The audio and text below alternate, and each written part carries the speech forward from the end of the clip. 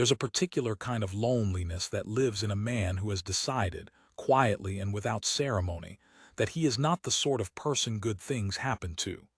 He doesn't complain about it. He doesn't even really name it. He just wakes before the light, does the work, and keeps his eyes down when the pretty ones laugh across the yard. Because looking, he's learned, only sharpens the ache of knowing you'll never be looked at back. I've watched a lot of men over the years.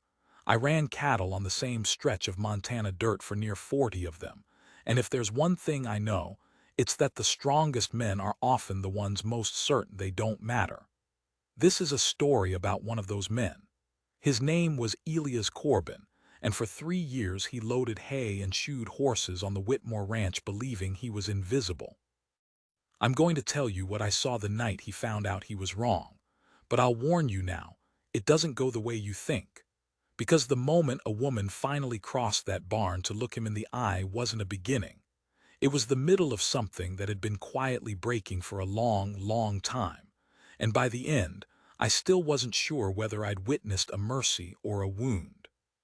Stay with me. Some stories only make sense once you've felt the whole weight of them. I keep a logbook, always have. Not a diary, I'd be embarrassed to call it that, just a battered green ledger where I write down the weather, the calving numbers, which fence line needs mending, and sometimes, the things about people that I can't quite put down anywhere else. My wife used to tease me about it before she passed, said I loved that book more than I loved conversation. She wasn't entirely wrong. The first thing I ever wrote about Elias Corbin was this: new hand, quiet, works like he's paying off a debt nobody told him about. That was the autumn of the year the creek ran low. He'd come up from somewhere in Wyoming, hired on at the Whitmore place a half-mile from mine, and I'd see him mornings when I drove the county road, always already out, always already moving, his breath fogging in the gray while the rest of the world was still deciding whether to wake up. He was maybe 30, big through the shoulders in the way that comes from labor and not from vanity. He had a face that would have been handsome if he'd ever let it rest, but he never did. He carried it like a man braced for a blow. I got to know him slow, the way you get to know weather. You don't sit weather down and ask it questions. You just observe it long enough that its patterns become familiar. And Elias had patterns. Lord, did he have patterns. He ate his lunch alone, always on the same overturned feed bucket at the far end of the Whitmore barn, facing out toward the pasture so his back was to everyone. When the other hands roughhoused or told their filthy jokes, he'd smile. But it was a smile that arrived late and left early, the smile of a man translating a language he'd only half learned. When old Whitmore praised his work, and Whitmore did often, because the man was worth 3 ordinary hands, Elias would just nod and look at the ground and say, "Just doing the job," like praise was a coat 2 sizes too big, and he was afraid to be caught wearing it. But the pattern I noticed most, the one I wrote about more than once in that green ledger, was the one about Nora. Nora Whitmore was the old man's granddaughter. She'd come to live on the ranch after some trouble in her life that nobody spoke about directly, the kind of thing folks in the country handle by simply not asking. She was maybe 27, 28. Not what the magazines would call beautiful exactly.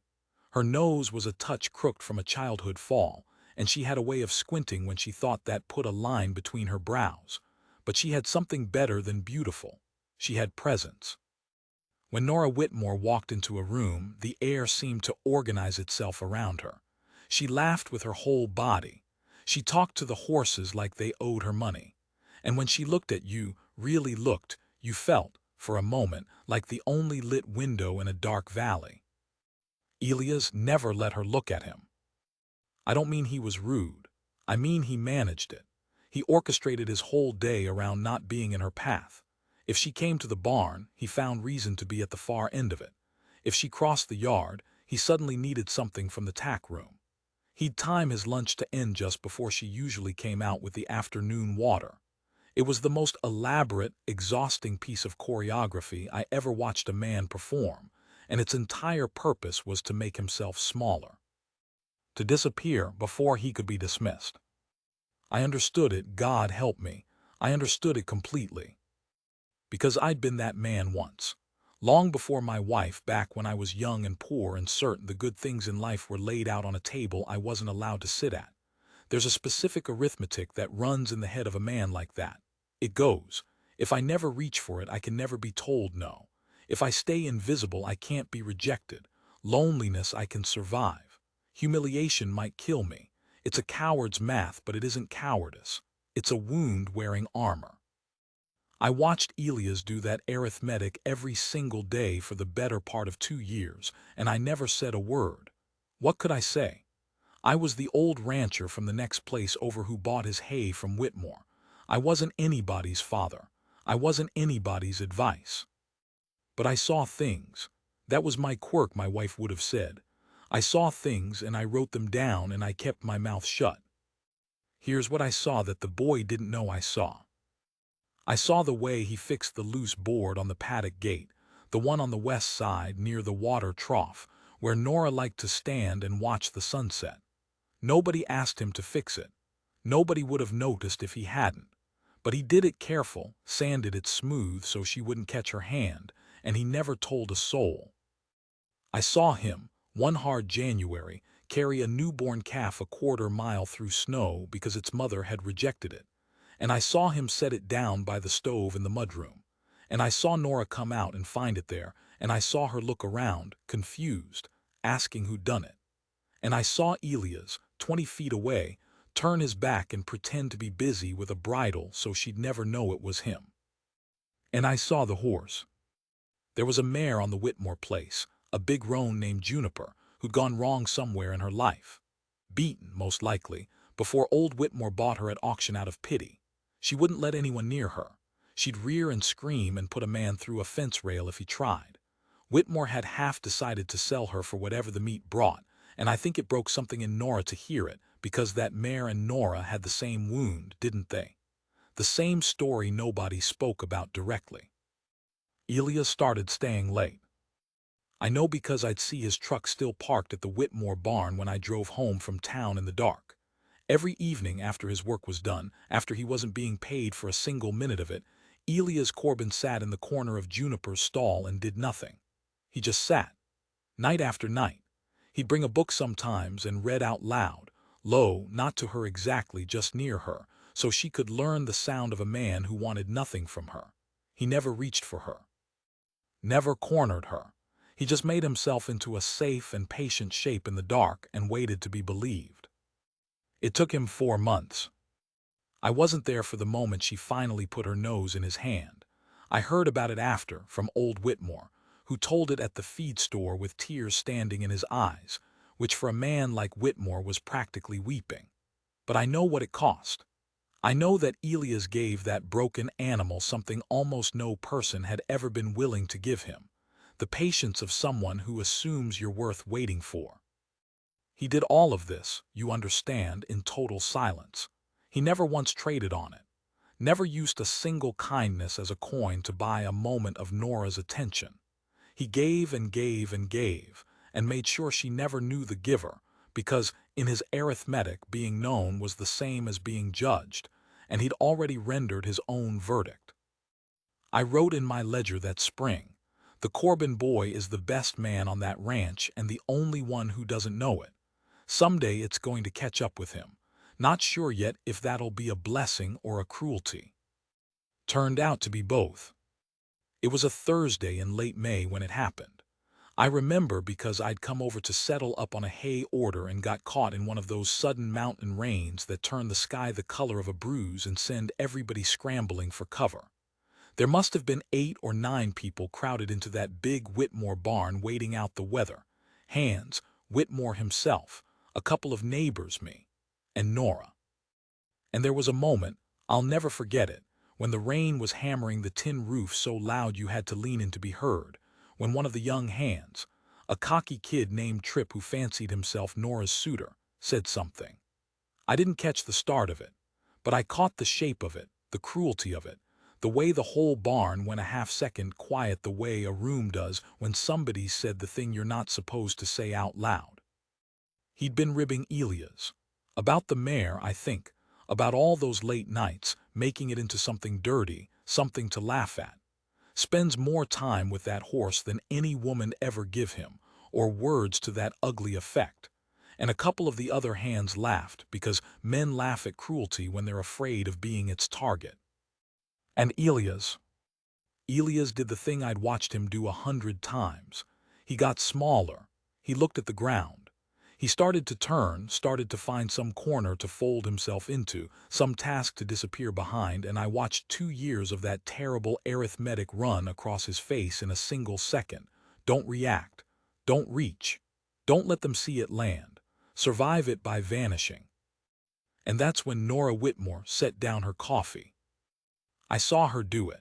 Set the tin cup on the workbench, slow and deliberate, like a woman putting down something she wouldn't need where she was going.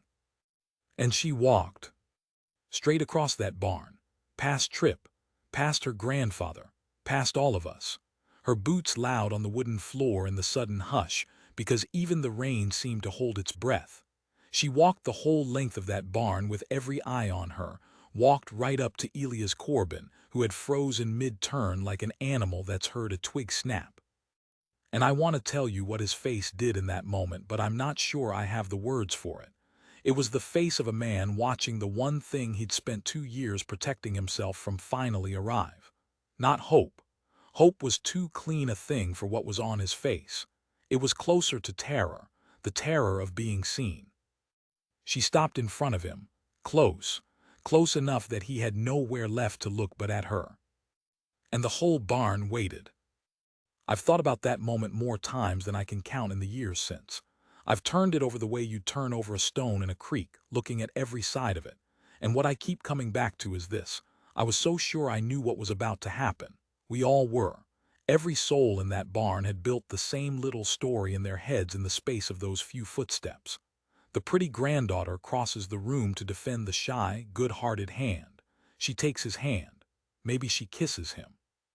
The cruel young suitor is shamed. The lonely man is finally, at long last, chosen. That's the story we wanted. That's the story the movies would have told.